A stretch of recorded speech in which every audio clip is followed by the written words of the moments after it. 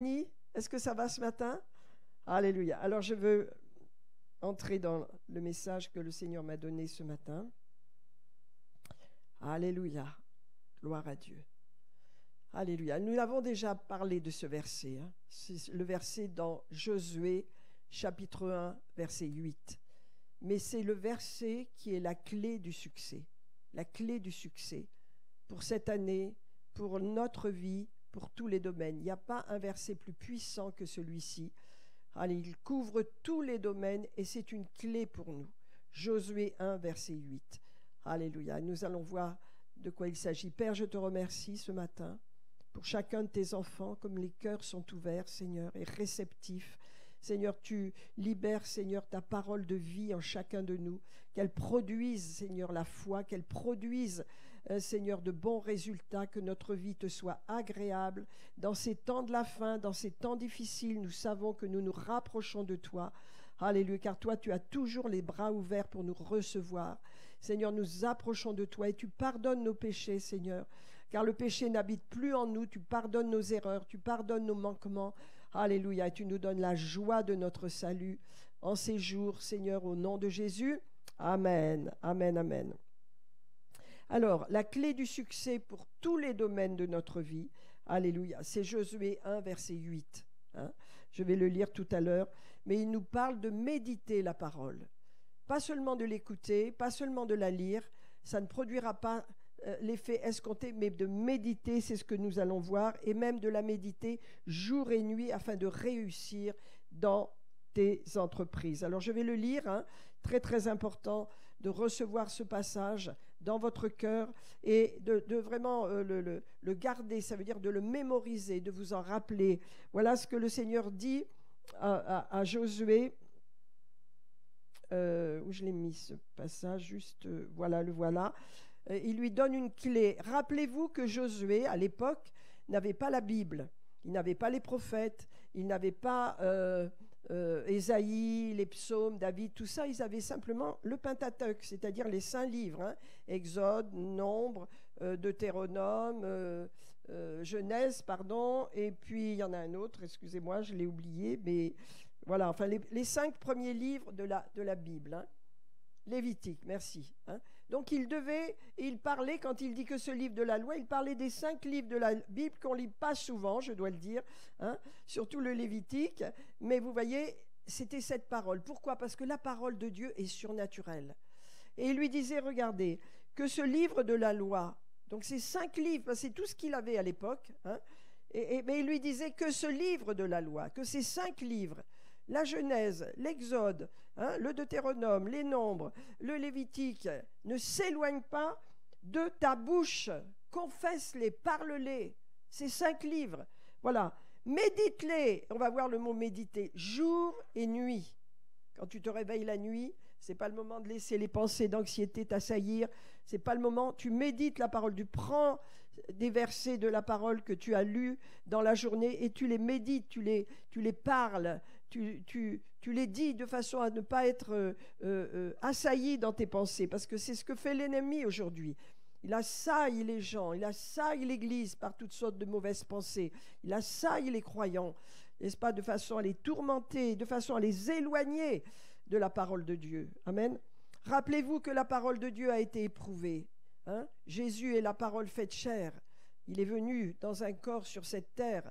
Et donc toute parole qui est sortie de ce livre, de cette parole, a été éprouvée, elle est libérée par le Saint-Esprit, donc elle est surnaturelle, elle est sainte, elle est puissante, elle est précieuse. Donc jour et nuit pour agir, parce que la parole surnaturelle de Dieu va avoir une incidence sur vos actions, sur votre comportement, on va le voir tout à l'heure, pour agir fidèlement selon tout ce qui est écrit. Alors c'est alors que tu auras du succès. C'est la seule fois, je vous l'ai dit, dans la Bible où le mot succès est utilisé. Vous aurez du succès.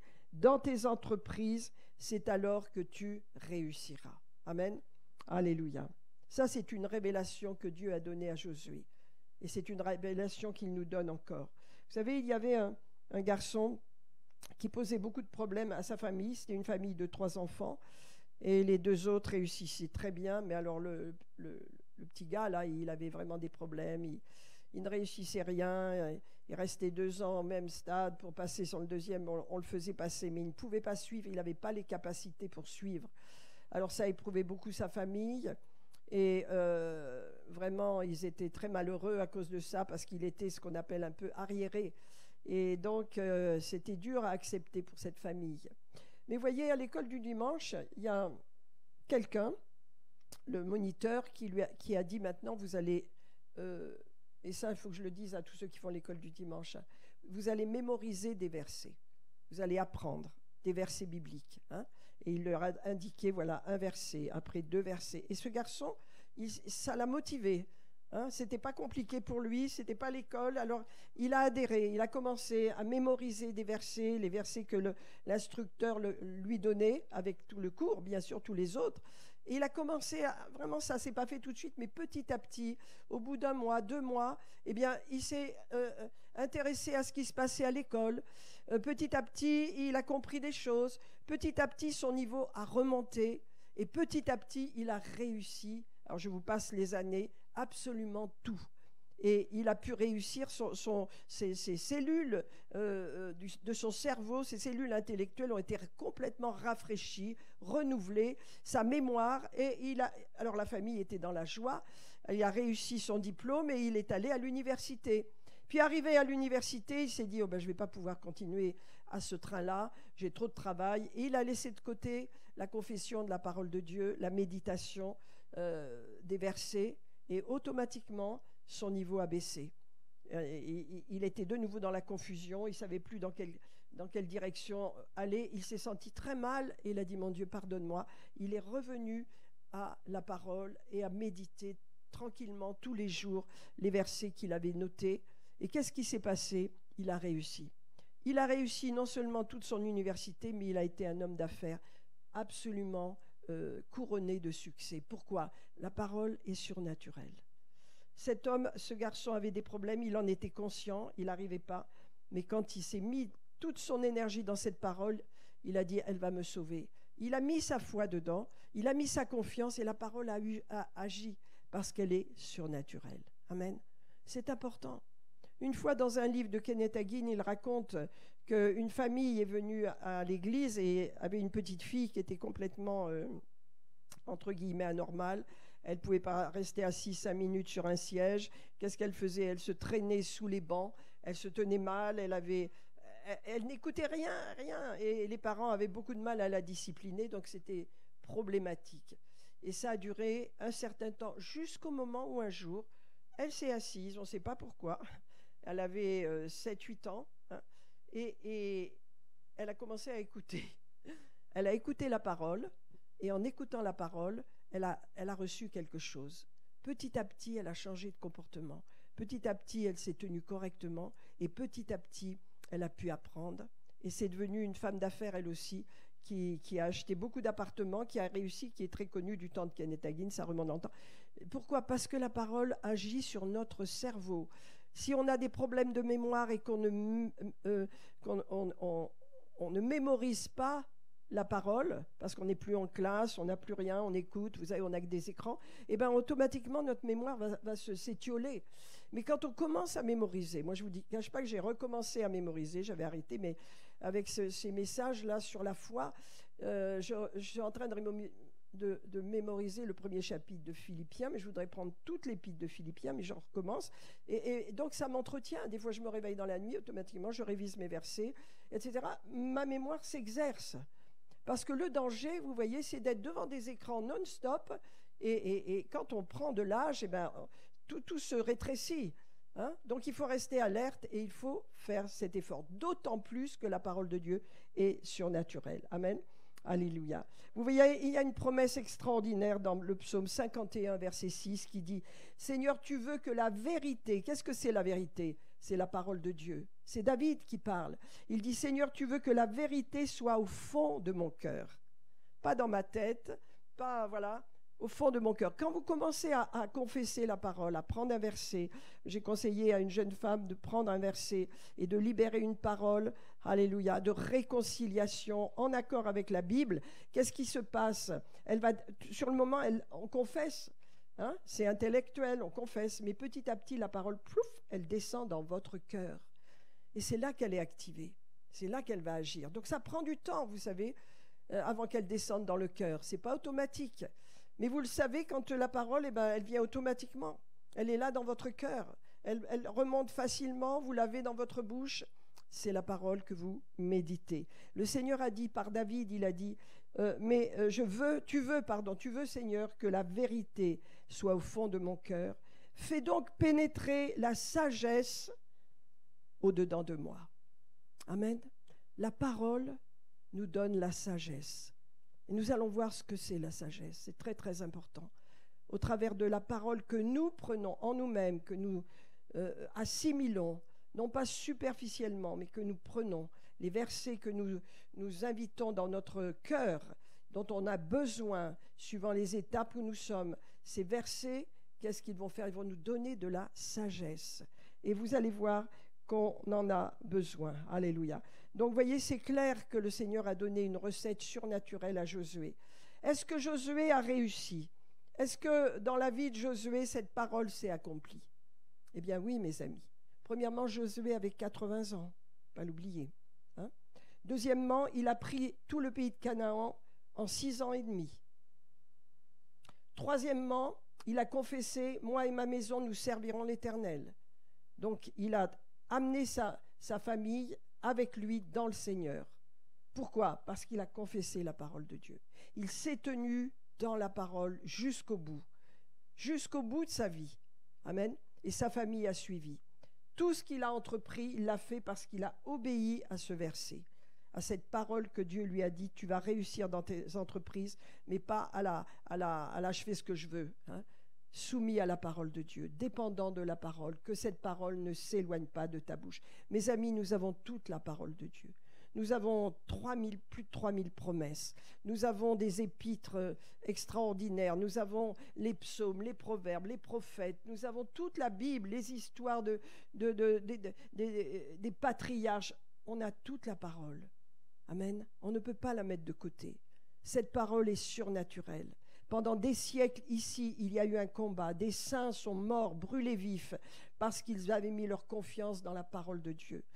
Et à cause de ça, eh bien, malheureusement, hein, les catholiques les ont brûlés, les ont détruits, les ont appelés hérétiques, alors que c'était des croyants qui croyaient que la parole de Dieu était sainte et qui, au lieu d'adorer toutes sortes d'idolâtries, se tournaient vers Dieu pour adorer sa parole et pour l'honorer. Ce pays a souffert. Ce pays a eu des martyrs comme beaucoup d'autres pays. Aujourd'hui, dans ce monde, il y a énormément de martyrs, comme jamais il y en a eu dans le monde entier à cause de la parole de Dieu, à cause des saints qui suivent et qui veulent la parole de Dieu, au risque de perdre la vie, eux et leur famille. J'ai suivi, je voulais vous le faire passer en témoignage, mais je n'ai pas su le faire. Mais c'est un homme qui est, je crois que c'est en Iran, je ne sais plus dans quel pays. Il est devenu chrétien dans un pays où c'est interdit absolument. Et donc, il a commencé à annoncer au Soudan, je crois, au Soudan, voilà. Il est devenu chrétien, je ne me rappelle plus comment. Et ensuite, sa famille est devenue chrétienne et ses enfants. Et donc, ils ont été persécutés, donc ils ont fui, ils ont quitté le pays, ils sont allés dans un pays où il y avait des camps, donc ils ont pu... Mais lui, il a dit, je suis appelé, je ne peux pas laisser ma famille comme ça, mon pays comme ça, je dois retourner. On lui a dit, non, parce que ils vont te tuer, Mais il dit, si, je dois retourner. Il a un appel apostolique, il est retourné. Il a été flagellé, battu, mis en prison, affamé. Mais la grâce de Dieu, toute l'Église priait pour lui, parce qu'il y a une église souterraine dans les pays où c'est interdit, où la parole est interdite. Il y a une église partout, vous voyez, même en Corée du Nord. C'est pour ça que nous prions le mercredi chaque fois pour les saints, pour tous les croyants qui sont persécutés. Parce qu'il y a... voilà. Alors cet homme, il est retourné, malgré ce qu'il a vécu. Il a été mis en prison, etc. Mais ils ont prié pour lui. Et c'est son cousin, je crois, qui a... dit à toutes les églises de prier pour lui. Là. Donc je tiens ça par porte ouverte, si vous connaissez cette œuvre qui soutient les gens qui sont persécutés. Donc voilà, et il est sorti de prison. Vous croyez qu'il est resté calme? Il est retourné et il a monté je ne sais plus combien de groupes de prière, de groupes de maisons évangéliques en souterrain dans ce pays du Soudan qui est persécuté, où les chrétiens sont persécutés. Parce qu'il a un appel apostolique, il a accompli son appel et il continue aujourd'hui. C'est des gens qui savent, ma vie ne m'appartient pas. J'ai cet appel, l'évangile est trop puissant. Vous savez, la souffrance que les gens peuvent avoir sur cette terre n'est pas comparable à la gloire qui nous attend. Aujourd'hui, je suis en train d'étudier la croix d'une façon beaucoup plus approfondie que je ne l'ai fait parce que j'enseigne à l'école biblique de PCC à la fin du mois sur la croix. Et je peux vous dire, un jour, je vous partagerai tout cela, que la croix et ce qui nous attend, la gloire qui nous attend, vaut le coup qu'on paye un prix. Qu'on paye un prix malgré tout le confort que l'on a, qu'on suive ce que le Seigneur nous demande parce que il y a une telle rémunération qui nous attend après ce monde, lorsque nous passerons dans l'autre monde avec Jésus. Amen. Alors ça vaut le coup. Amen.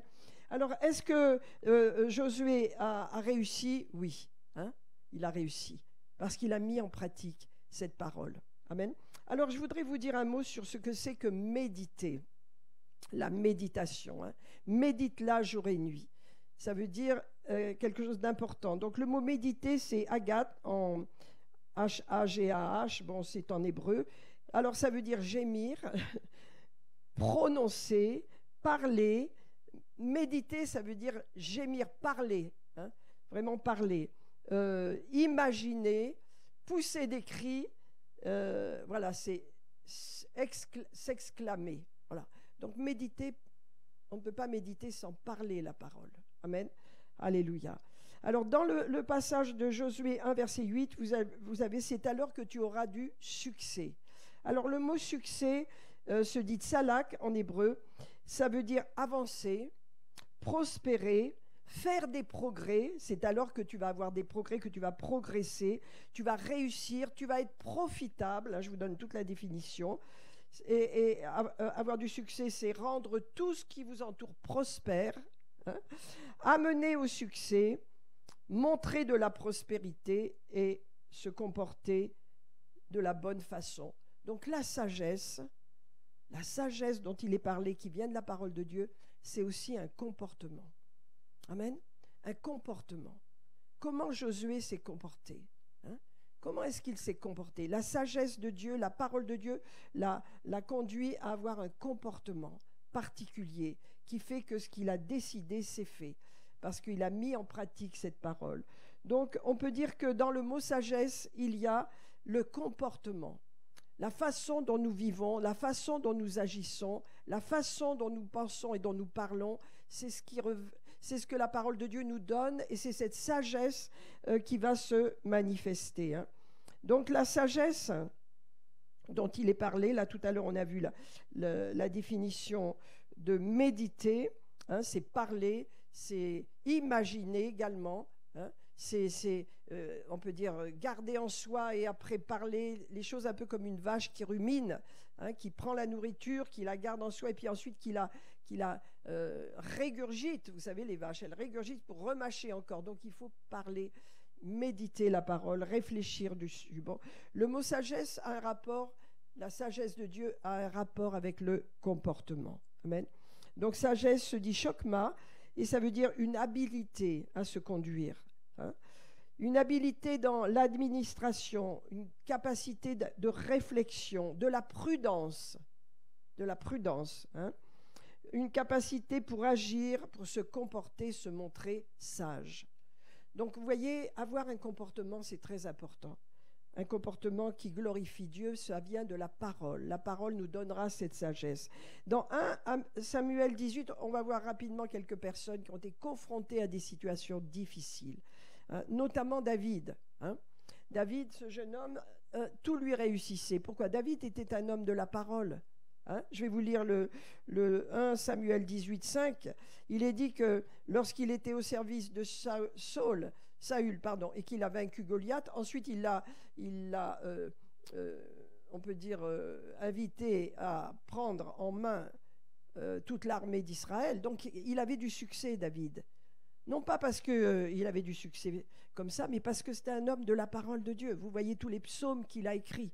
C'est un homme profondément enraciné dans la parole. Le comportement qu'il avait venait tout droit de la sagesse qui venait de la parole. Et il était dans une situation extrêmement difficile. Et regardez, dans le verset 5 de 1 Samuel 18, on nous dit « David allait et réussissait partout où l'envoyait Saül. Il fut mis par Saül à la tête des gens de guerre, et il plaisait à tout le monde, même aux serviteurs de Saül. » Oh ben vous dites, ça va, il avait la grâce, il était beau. Non, c'était un homme qui avait un comportement, qui venait de la sagesse qu'il recevait de la parole de Dieu. Ça a influencé sa vie et ça donnait une faveur, les gens lui étaient favorables. Alors on dit, il était beau, c'est vrai, il était ci, il était ça, il était jeune. Ça ne suffira pas pour que les gens soient tellement enthousiasmés par David. Il avait cette grâce qui venait de la parole de Dieu. David se comportait avec sagesse, avec tout le monde et surtout avec Saül. Et vous savez combien c'était difficile. Vous connaissez toute l'histoire de David, surtout dans tous ses combats avec Saül. Qui a été confronté à une situation aussi terrible? Son patron, si vous voulez, son roi, son chef, voulait le tuer par jalousie, tout simplement. Vous voyez, il voulait l'éliminer. Et donc, Saül était fou de jalousie contre lui. Hein? Au verset 14, on nous dit que David réussissait dans toutes ses entreprises, partout l'envoyait Saül, hein, parce que l'Éternel était avec lui. L'Éternel est avec vous quand vous êtes avec lui, et vous êtes avec l'Éternel quand vous êtes avec sa parole. C'est sa parole qui prévaut sur toutes nos circonstances, sur toute notre vie. C'est sa parole qui a autorité, sa parole qui a le dernier mot. Il faut que ça rentre dans nos cœurs. Et il réussissait parce que l'Éternel était avec lui. Saül, voyant qu'il réussissait toujours, avait peur de lui. Vous savez, les gens enténébrés, Saül, il faut vous dire, était profondément dans les ténèbres. Il invoquait les mauvais esprits, il maudissait, il était profondément à tel point que le Saint-Esprit s'est éloigné de lui, un autre esprit est venu. Hein, et ce n'était plus l'Esprit de Dieu. Alors il était troublé, il était angoissé.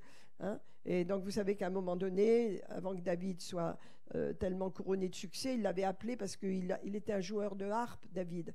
Il était un chanteur, il était un compositeur, il était un homme d'adoration et de louange.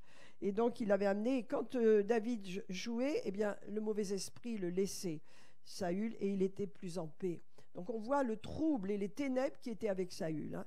Bien vous dire que c'était un homme qui était profondément enténébré, profondément dans les ténèbres, au point qu'il est allé voir une voyante, une sorcière au dernier moment, et parce qu'il était profondément dans les ténèbres. Hein. Et je pourrais vous parler des gens qui vont voir les marabouts, etc., qui sont profondément dans les ténèbres. Et les ténèbres réclameront leur vie à la fin de leur vie. Parce que les gens qui font ça, ils vont tout droit en enfer, et pour brûler éternellement. Et je vous dis, en enfer, personne n'y ressort. Personne ne ressortira de l'enfer. Donc c'est quand même très important qu'on vous annonce ces choses. Hein. Mais en tous les cas, Saül était profondément dans les ténèbres, et David avait à faire face à un homme comme cela. Et il devait savoir comment se comporter. Comment lui venait cette sagesse? De la parole de Dieu. Et le Seigneur lui parlait au travers de sa parole, et sa parole pouvait l'aider. Cette parole pouvait l'aider à avoir le bon comportement, le comportement qui plaisait à Dieu. C'est ça, avoir le comportement qui plaît à Dieu dans des situations difficiles. Saül voyait qu'il réussissait toujours, il avait peur de lui. Mais tout Israël et Juda aimaient David parce qu'il sortait et rentrait à la tête de l'armée, qu'il était victorieux. Amen. La grâce qu'a eu David, c'est de ne pas lutter directement contre... La grâce qu'a eu David, pardon, c'est de ne pas lutter directement contre Saül. C'est d'utiliser la sagesse. Je vous dis, la sagesse de Dieu qui vient de la parole de Dieu. Si vous faites vraiment cette année de la parole de Dieu votre base solide, vous transformera dans votre comportement. Elle changera votre comportement. Parce que la parole de Dieu est surnaturelle. Et on a besoin d'avoir le bon comportement dans les situations que nous traversons. Amen. Alors des fois, il n'y a rien qui bouge, mais d'un seul coup, il y a des problèmes qui surgissent. comment avoir le bon comportement. Cette parole nous donnera cette sagesse. Amen. Quoi que ce soit que vous lisiez dans la parole, vous recevrez la sagesse. Et le mot sagesse ici veut dire avoir le bon comportement, le comportement adéquat. Amen. Alléluia. Dans un autre passage où Saül est tellement contre David, et David se dit, il va me tuer, il va y arriver, parce que c'est trop fort. Il s'est réfugié chez les Philistins, David. Et bien la même grâce a opéré. Regardez, 1 Samuel 18, les princes des Philistins faisaient des excursions.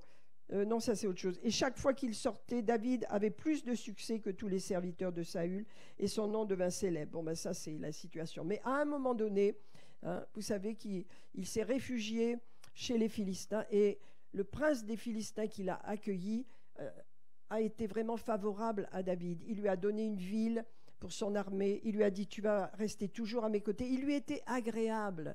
D'où venait cela? Vous dites, c'est sa personnalité. Non, non, mes amis, ça n'est pas sa personnalité. C'est la grâce de Dieu qui venait au travers de la parole. C'est le fait que la parole de Dieu lui donnait une sagesse et une gentillesse, une faveur auprès des gens, dans son caractère, une transformation qui faisait que les gens l'aimaient, tout simplement. Amen. Alléluia. Dieu veut nous donner sa sagesse au travers des circonstances. Rappelez-vous de Joseph. On prend deux, trois patriarches, et vous verrez que la parole de Dieu dans leur vie les a conduits à avoir le bon comportement. Amen.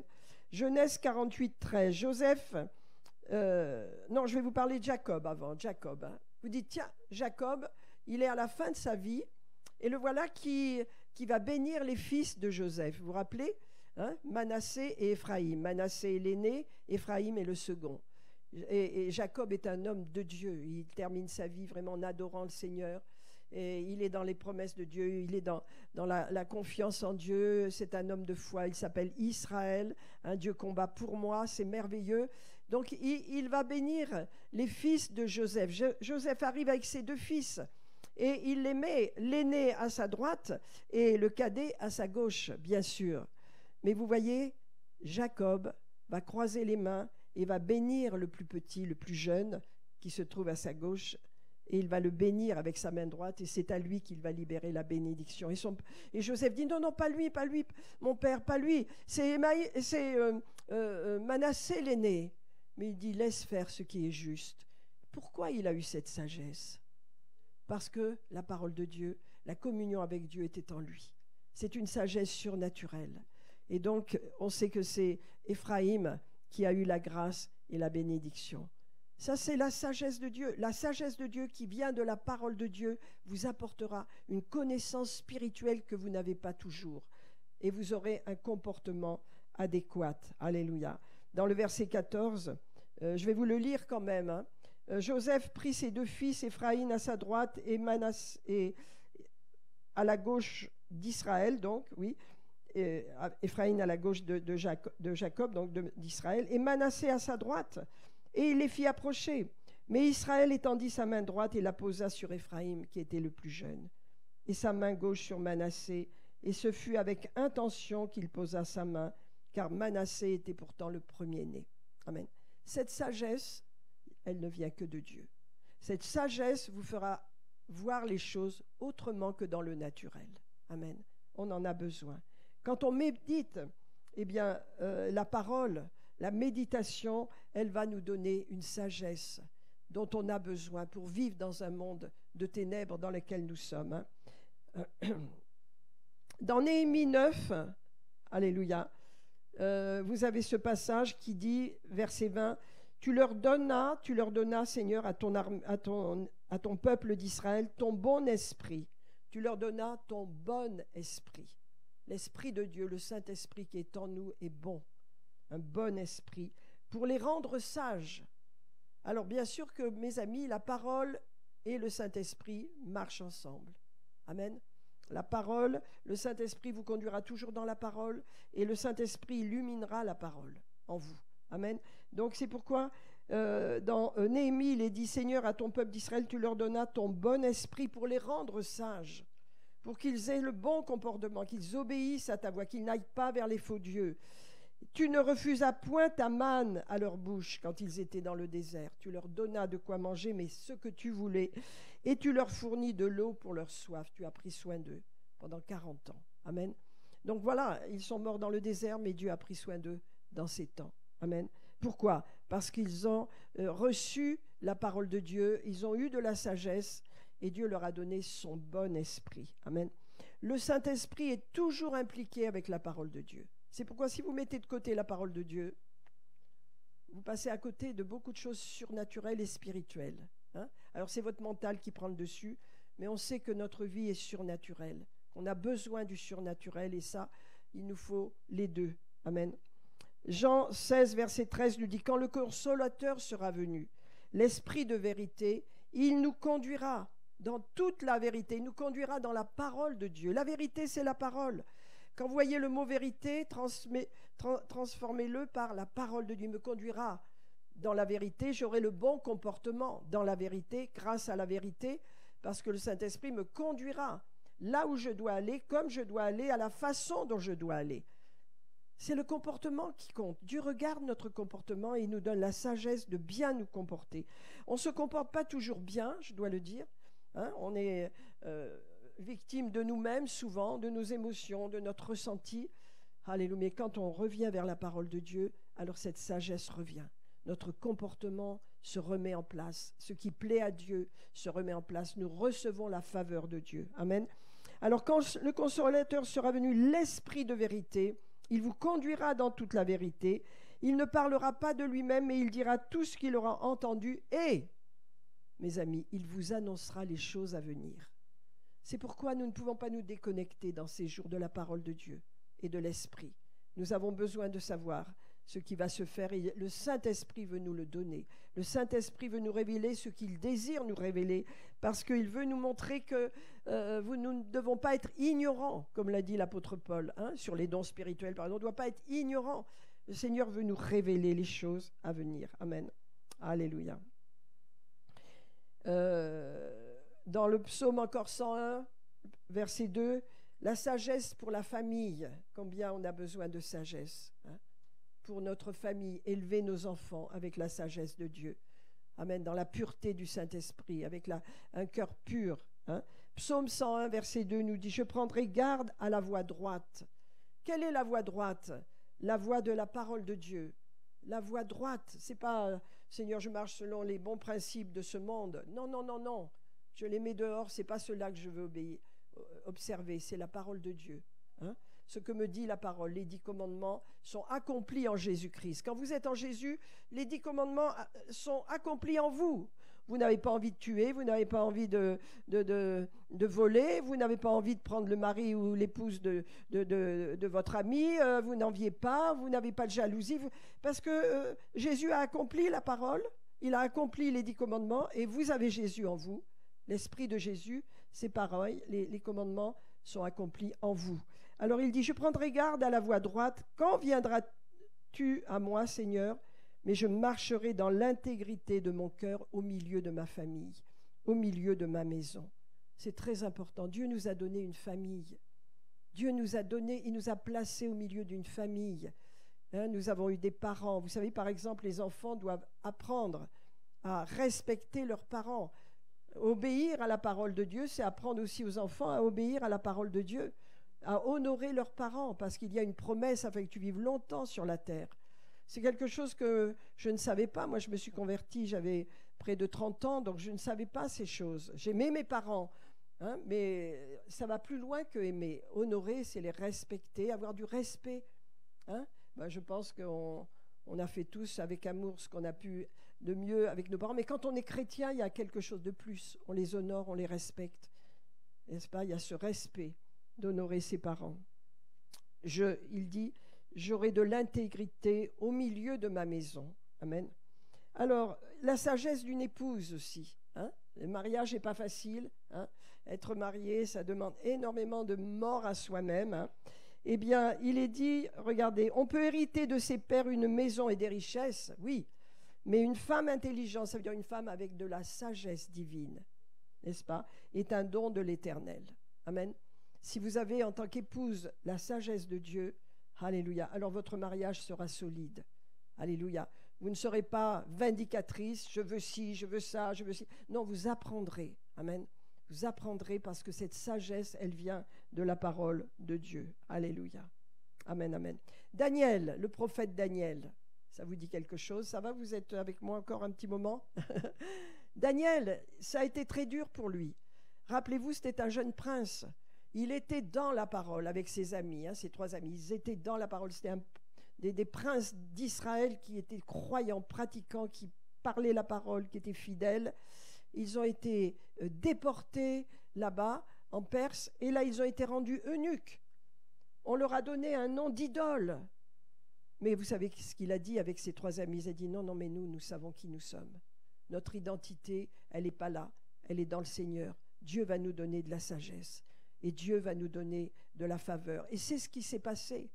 Et Daniel a eu un comportement extraordinaire sous, je crois, 3 ou 4 rois qui ont été méchants avec lui, qui ont été durs, qui l'ont jeté dans la fosse aux lions. Je veux dire, il a eu à subir beaucoup. Mais il avait cette sagesse qui vient de la parole de Dieu, mes amis. Amen. Alors, pour terminer, qu'est-ce que c'est méditer? Méditer, c'est parler à haute voix, encore et encore. Dire et dire ce sur quoi vous méditez. C'est mâcher la parole. Alors je dis la parole, c'est général, mais vous, je ne vous parle pas de généralité, je vous parle de quelque chose de précis. Je ne sais pas à quoi vous faites face, mais nous devons avoir une parole appropriée, soit pour notre famille, notre santé, nos finances, nos enfants, je ne sais pas, mais il y a tellement de promesses dans la parole. Il faut nous en saisir, il faut chercher et écrire cela. Et quand on médite sur la parole, ça nous purifie. La méditation purifie nos pensées. La méditation, comme on l'a dit tout à l'heure, nous décrasse de toutes les souillures qu'il peut y avoir dans ce monde. Alléluia. Et ça nous sépare vraiment des souillures de ce monde. C'est important. Amen. Je termine avec ça, mes amis. Alléluia. Et on va relire Josué chapitre 1. C'est une grande révélation que Dieu a donnée à Josué. Elle est dans notre Bible pour nous aussi. N'est-ce pas? Rappelons-nous que nous avons toute la Bible. Et dans cette Bible, il y a énormément de promesses. C'est à nous à rechercher les promesses. Écrivez la promesse pour vous et méditez-la, confessez-la. Cette année, on a fait une petite carte sur laquelle, dans cette carte, on a écrit nos 3 vœux. Regardez-les, confessez-les. Merci Seigneur, tu accomplis pour moi cette promesse. Ces 3 promesses, tu les accomplis. Amen. Ne doutez pas, regardez, on a cette assurance d'une provision surnaturelle. Alléluia. Alors je termine et je vous le dis. Alléluia. Seigneur, que ce livre de la loi ne s'éloigne pas de ma bouche. Je le méditerai jour et nuit pour agir fidèlement dans tout ce qui est écrit. Et c'est alors que j'aurai du succès dans mes entreprises. C'est alors que je réussirai dans tous les domaines de ma vie. Amen. Alléluia. Gloire à Dieu. Donc la sagesse s'attachera à moi automatiquement. Amen. Que Dieu soit béni ce matin pour cette parole. Alléluia. Nous sommes dans des temps de travail, de mise en place, d'établissement de notre vie spirituelle pour cette année 2024 dans la foi. Et la foi marche avec la parole de Dieu, car la foi vient de la parole de Dieu. Et lorsqu'on passe des moments où on est écroulé, écrasé par des situations adverses, douloureuses, je le comprends, c'est le moment que le Seigneur va nous relever. Mais il ne va pas nous relever magiquement. Il n'y a pas de magie avec la vie chrétienne. Il n'y a pas de magie. C'est que de la foi.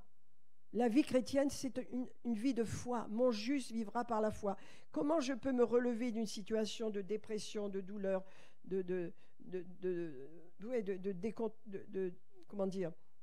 déception, de trahison, de tout ce que vous voulez, avec la parole de Dieu. Parce que la parole de Dieu, elle va me redresser dans mon être intérieur, mon esprit. Vous savez, quand je suis abattu, c'est mon âme qui est abattue. Mais mon âme, elle va abattre aussi mon esprit. Ça veut dire mon esprit a besoin de se relever aussi. Il a besoin de se relever. Pourquoi on parle en langue? Pourquoi on parle en langue? Pour édifier, bâtir notre esprit, notre être intérieur, notre homme intérieur. Amen. Donc, quand vous êtes effondré, c'est la parole qui va vous relever. Alors attention, ce n'est pas un presse-bouton immédiat. c'est quelque chose où Dieu te dit, tu dois persévérer. Parce que je veux changer ton mental et ce n'est pas en un jour que tu vas changer. Tu prends la parole, tu lis ta parole, tu te dis, bon, je ne lis pas la parole, mais je vais peut-être prendre un quart d'heure tous les jours. Qu'est-ce que c'est un quart d'heure dans une vie, hein? Regardez le temps que les gens passent à la télé, etc. C'est des heures. Donc on prend un quart d'heure peut-être et on lit notre Bible. Et dans la Bible, quand Dieu vous parle, quand vous sentez qu'il y a un verset, vous l'écrivez et ça peut être le sujet de votre méditation. Amen. Que Dieu nous aide. On va prier, d'accord? Alléluia. Oh Seigneur, merci, merci. En ce 14 janvier, alléluia, il y a une grâce particulière, une faveur particulière sur tes enfants qui reçoivent cette parole, Seigneur, et qui s'ouvrent vraiment à cette parole de Dieu que tu nous donnes ce matin, de méditer comme Josué l'a fait pour réussir dans tout ce qui dans toutes nos entreprises, Seigneur, dans toute notre vie. Car c'est ce que tu veux, Seigneur. Tu as fait pour nous des plans de bonheur, non pas de malheur, des plans de réussite, des plans de guérison, des plans de prospérité, Seigneur. Et c'est pourquoi cette année, nous tenons sur ta promesse, Seigneur, que cette année est une année d'abondance et de provision surnaturelle. Nous croyons, Seigneur, que le surnaturel est attaché à ta parole. Alléluia. Et que le surnaturel ta parole produira le surnaturel dans notre vie. C'est pourquoi nous te remercions ce matin. Oui, nous te remercions, Seigneur. Ta présence ce matin descend et tu confirmes cette parole, Seigneur, dans les cœurs de chacune et de chacun, Seigneur, afin que nous marchions comme tu le veux dans cette année nouvelle, Seigneur, en accord avec ta parole. Seigneur, nous ne voulons pas suivre des illusions. Nous ne voulons pas suivre les faux prophètes. Nous ne voulons même pas suivre la parole des prophètes à droite, à gauche. C'est ta parole qui est prophétique, Seigneur. Ta parole est prophétique, Seigneur Jésus. C'est la prophétie que tu nous donnes. Et on ne peut pas la mettre de côté. Seigneur, c'est elle qui va prendre place dans notre vie en priorité. Alléluia. Et Seigneur, la parole extérieure confirmera ce qui est dans ta parole, Seigneur. Merci, Seigneur. Merci, Seigneur, de ce que tu relèves, Seigneur. Celles et ceux qui sont peut-être affligés, qui ont été affligés, Seigneur. Nous prions que tu les renouvelles, Seigneur. Tu les oins, Seigneur. Tu libères une onction de joie sur leur vie, Seigneur. Une onction de joie, une faveur, Seigneur, nouvelle. Et Seigneur, merci, tu leur donnes des forces pour confesser, méditer cette parole, comme tu l'as dit à Josué, afin de se relever, afin d'être fort dans l'esprit, Seigneur, et de ne pas céder aux ruses du diable, aux mensonges, car le diable est un menteur. C'est sa nature, il ne dit que des mensonges dans nos pensées. Ce sont que des mensonges. Les mensonges qu'il dit sur vous-même, les mensonges qu'il dit sur tout ce que vous faites, ce sont des mensonges. Et nous les rejetons au nom de Jésus. Seigneur, nous accueillons ta parole et nous accueillons aussi la sagesse qui vient avec ta parole. Et nous accueillons aussi une sagesse dans nos comportements, Seigneur. Les uns vis-à-vis des autres, dans notre famille, dans notre vie, dans notre travail, le comportement. Alléluia, qui vient de ta sagesse, Seigneur. Merci, Seigneur. Merci, Seigneur Jésus. Alléluia. Amen, amen, amen. Qui est-ce qui est décidé? Alléluia, que Dieu soit béni. Qui est-ce qui est décidé à marcher dans cette parole, à faire l'effort? Oui, wow, gloire à Dieu. Merci, que Dieu soit béni. Que Dieu vraiment vous encourage. Vous allez changer. Votre vie va être beaucoup plus stable. Et il y a de la joie qui va venir dans votre vie. Vous savez, quand on est sujet à tout ce qui se passe autour, on travaille, on rentre chez soi, on a toutes sortes de problèmes à régler. Et on est écrasé si on n'a pas un moment de ciel bleu. Hein. Le ciel bleu que Dieu nous donne, c'est dans notre esprit. Et la parole nous apportera ça. Tous les jours et tous les jours. Amen. Oh, que Dieu soit béni ce matin. Alléluia. Je pensais à Marie-Line Niquet, elle a maintenant 90 ans, je crois, mais elle est toujours vaillante. Et elle parle beaucoup de la méditation, et elle raconte quand elle a commencé à méditer, elle ne savait pas ce qu'elle allait faire de sa vie. Hein. Elle était une femme de pasteur, elle travaillait en tant que femme de pasteur, et vous savez, ce n'était pas toujours une condition facile. Hein. Mais petit à petit, au fur qu'elle a médité la parole, qu'elle a travaillé avec la parole, eh bien le Seigneur lui a parlé sur son avenir, sur son futur. Et son futur s'est éclairé. hein. Elle a été une grande évangéliste. Et pendant qu'elle continuait de confesser toute sa vie, elle a confessé la parole. Et le Seigneur lui a dit, tu vas aller dans les pays musulmans. Tu vas aller prêcher ma parole au Pakistan. C'est impossible, une femme est dans... Si, tu vas aller, je vais te donner la faveur aux gens là-bas. À cette époque, hein, c'était dans les années 80-90, je ne sais plus. Eh bien, effectivement, elle a fait des grandes campagnes d'évangélisation parmi les musulmans et ça s'est passé de façon extraordinaire. C'est le fruit de la confession de la parole. La parole vous ouvrira des portes dans votre tête que vous n'imaginez pas. Ça, rien ne vient magiquement. Il faut arrêter le presse-bouton dans la société comme on vit. Ça vient au travers de la méditation, de la réflexion, de l'approfondissement de la parole de Dieu. Je bénis ton peuple, Seigneur, et je libère sur chacun de nous, moi compris, Seigneur, cette sagesse dans nos comportements, dans notre vision qui vient de toi, qui vient de ta parole. Alléluia, qui nous enseigne à bien agir, à bien nous comporter dans un monde difficile au nom de Jésus. Amen. Amen. Que Dieu soit béni. À lui toute la gloire ce matin. Amen. Alors donc nous commençons notre